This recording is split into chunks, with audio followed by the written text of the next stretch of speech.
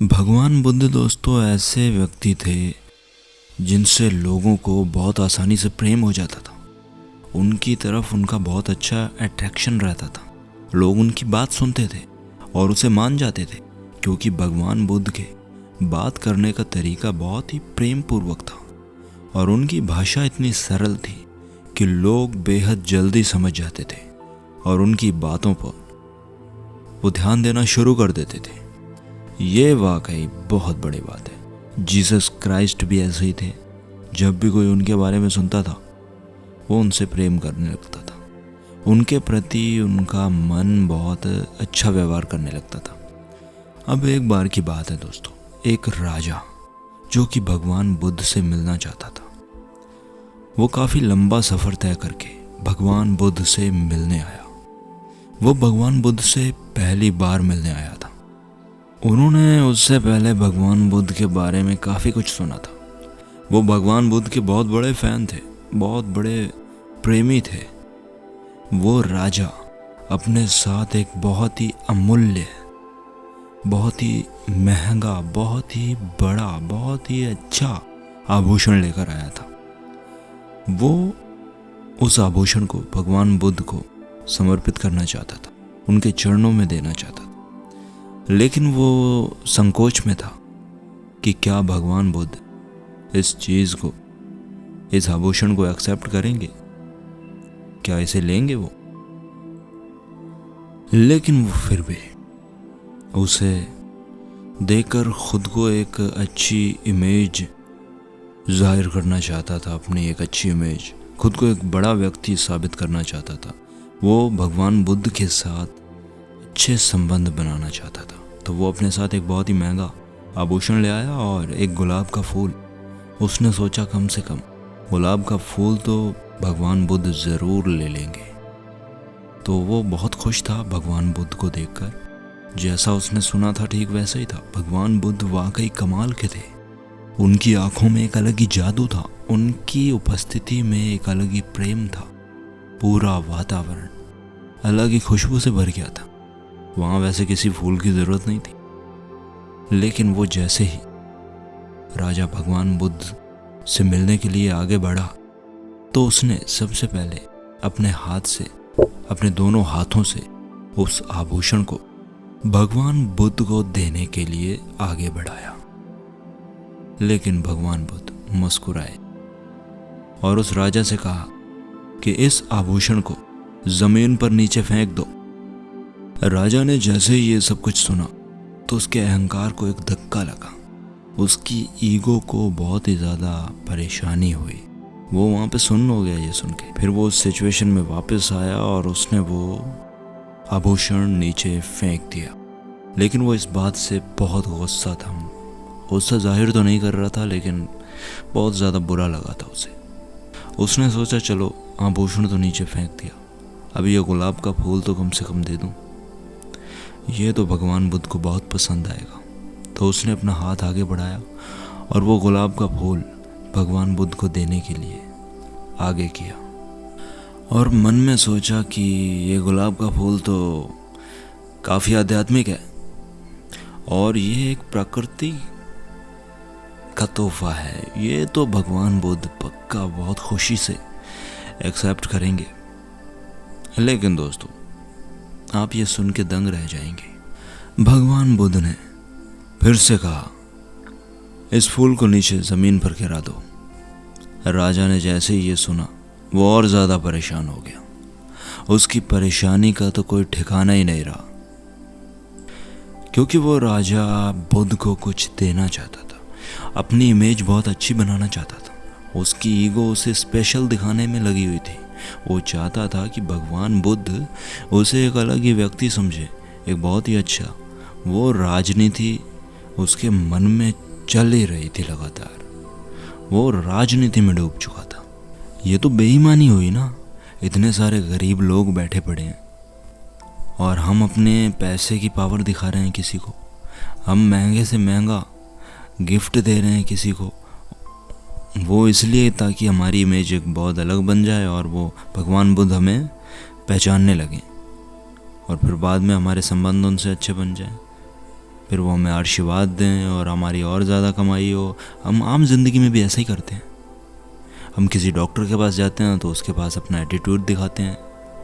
हो सकता है डॉक्टर हमें बहुत ख़ास समझे, लेकिन डॉक्टर तो भैया पैसे कमाने के लिए बैठा होता है, वो अपनी अलग चलाता है, हम अपना अलग एफर्ट करते हैं। मैंने देखा है ऐसा, अपनी आंखों से देखा है।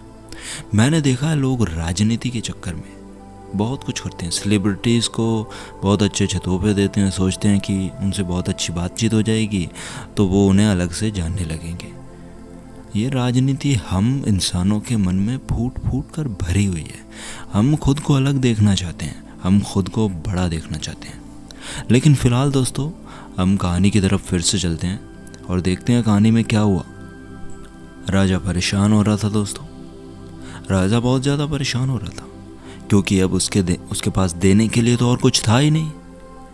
वो 2 बहुत ही महंगे महंगे गिफ्ट लेकर आया था। एक बहुत ही अच्छी वाटिका से तोड़कर फूल को लाया था, और दूसरा तो दोस्तों आभूषण। आपको पता ही है, इतना महंगा आभूषण भगवान बुद्ध कहीं बेच देंगे तो वो तो अमीर हो जाएंगे। वो तो फिर उन्हें दीक्षा देने की ज़रूरत ही नहीं है, आराम से जीवन कटेगा। लेकिन भगवान बुद्ध, वो तो लालच, मोह, द्वेष, दुख, इन सारी चीज़ों को त्याग चुके हैं, तो वो तो ये सब ले नहीं सकते। अब क्या दोस्तों, चलिए जानते हैं आगे क्या हुआ। अब दोस्तों, राजा तो बहुत महान था ही, तो जब उसने इधर उधर देखा अब तो कुछ बचा नहीं है देने के लिए, तो उसने सोचा मैं अपने आप को ही भेंट कर दूं भगवान बुद्ध को। क्या राजा रहा होगा वो, और वो क्या सीन रहा होगा। जिन्होंने देखा होगा बहुत अच्छा लगा होगा, बहुत मज़ा आया होगा वो देखकर। तो राजा ने अपने आप को ही भेंट करने की सोच ली।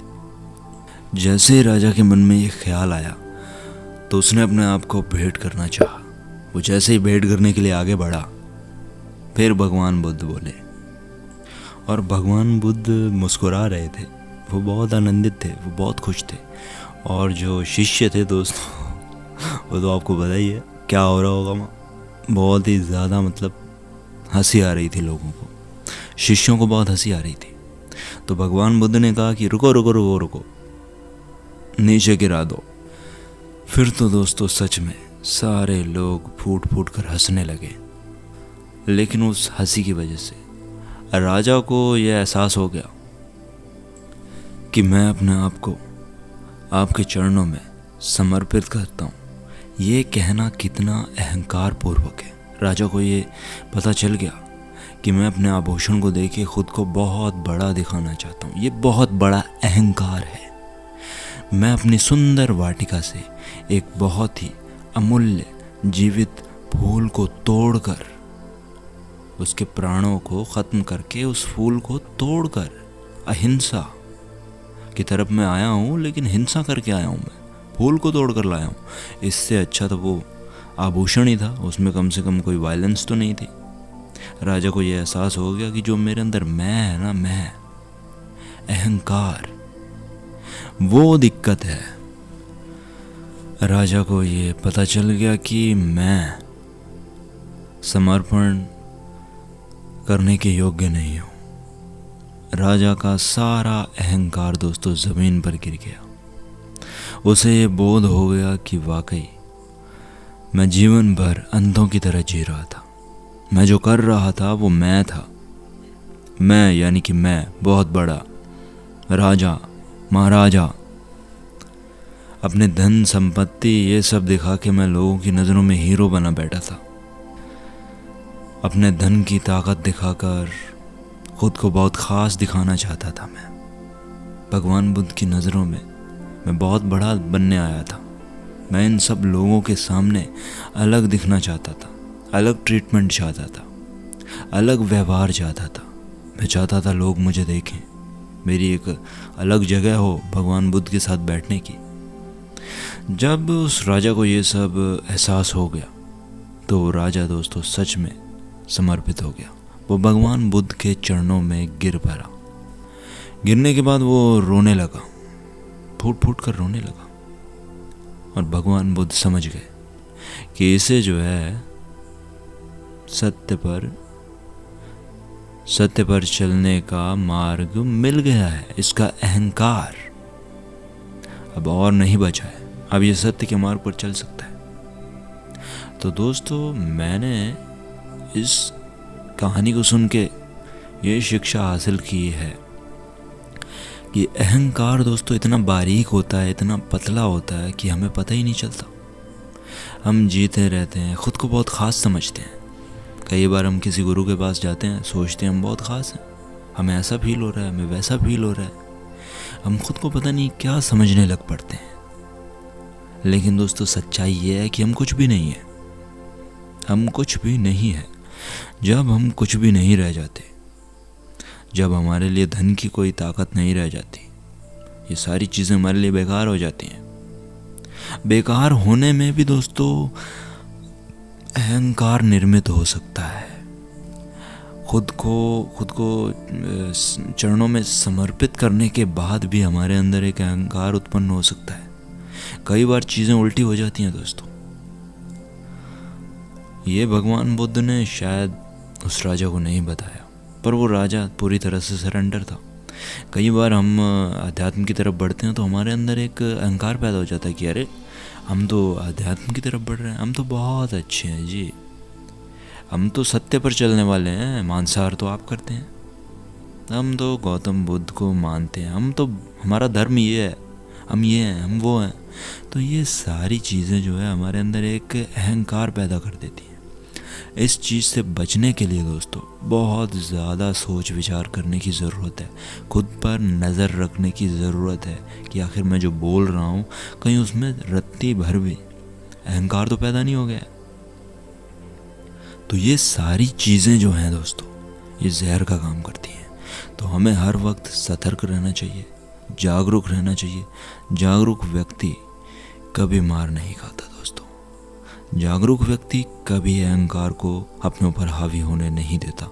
लेकिन बेहोशी इतनी बारीक होती है दोस्तों कि हमें पता ही नहीं चलता और हम अपना सारा जीवन अहंकार में ही गुजार देते हैं। कुछ लोग तो इतने बेवकूफ़ होते हैं दोस्तों, इतने मूर्ख होते हैं, इतने अंधे होते हैं कि उन्हें कोई गुरु कहता है कि भाई मैं को छोड़ दो, जो मैं है, अहंकार है, वो बुरा है, तो वो मैं शब्द का इस्तेमाल करना बंद कर देते हैं। ऐसे महान है, वो सोचते हैं कि मैं शब्द में ही गड़बड़ है, लेकिन अहंकार उनके मन में बना रहता है। तो आप ऐसी बेवकूफ़ी बिल्कुल भी मत करना। फ़िलहाल के लिए मैं नमस्कार करना चाहता हूँ और जाते जाते एक रिक्वेस्ट करना चाहता हूँ कि आप हमारे चैनल को सब्सक्राइब कर लीजिए दोस्तों। आपकी बहुत मेहरबानी होगी और आपका बहुत ही ज़्यादा फ़ायदा भी होगा, क्योंकि हमारी वीडियोस लगातार आती रहेंगी और आपको इंस्पायर्ड करती रहेंगी। हो सकता है किसी वीडियो में बहुत अच्छी जानकारी आपको मिल जाए आध्यात्म की तरफ बढ़ने के लिए। तो हमारा चैनल सब्सक्राइब करना एक बहुत अच्छा विकल्प है आपके लिए। बाकी आपकी मर्ज़ी है, अहंकार में तो हर कोई जीता ही रहता है।